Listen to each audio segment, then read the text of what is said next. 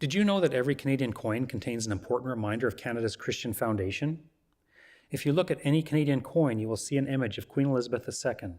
She is officially Canada's head of state, and this is important from a Christian point of view. At her coronation service, Queen Elizabeth took an explicitly Christian oath to uphold the law of God and maintain Protestant Christianity.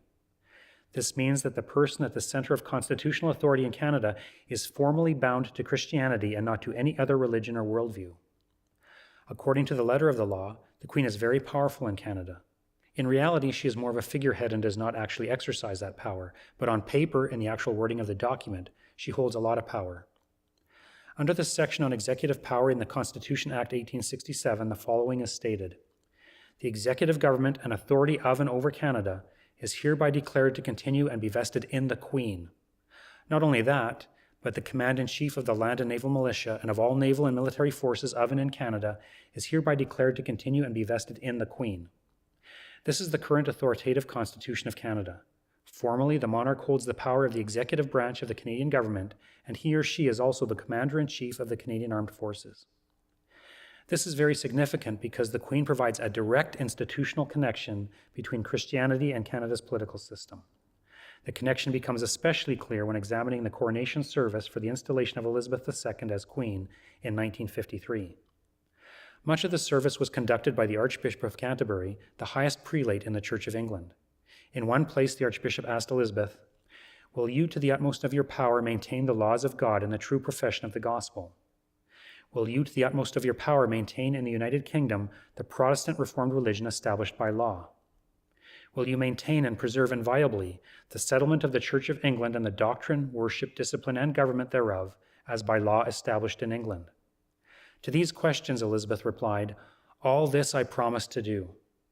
Then she laid her right hand upon the Bible and swore, "The things which I have herebefore promised I will perform and keep, so help me God."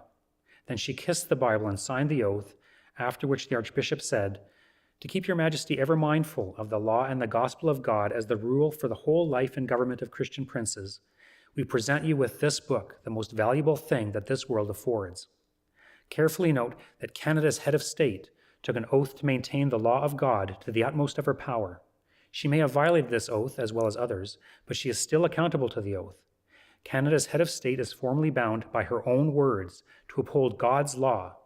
Subsequently in the service, the Nicene Creed was recited, a hymn sung, and then Elizabeth was anointed by the Archbishop. As he anointed her queen, he stated, "As Solomon was anointed king by Zadok the priest and Nathan the prophet, so be thou anointed, blessed, and consecrated queen over the peoples whom the Lord thy God hath given thee to rule and govern." Next, the Archbishop presented the sword of state, saying, "That she may not bear this sword in vain, but may use it as the minister of God for the terror and punishment of evildoers, and for the protection and encouragement of those that do well. With this sword do justice, stop the growth of iniquity, protect the holy church of God, help and defend widows and orphans, restore the things that are gone to decay, maintain the things that are restored, punish and reform what is amiss, and confirm what is in good order. That doing these things you may be glorious in all virtue, and so faithfully serve our Lord Jesus Christ in this life, that you may reign forever with him in the life which is to come."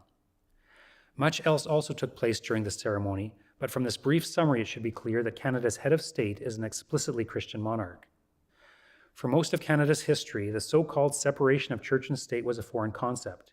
Legally, it didn't begin to take hold here until modern liberal American jurisprudence was imported into Canada as a result of Pierre Trudeau's Charter of Rights and Freedoms being adopted in 1982.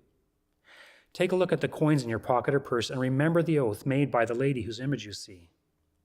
She is an important reminder of Canada's Christian heritage.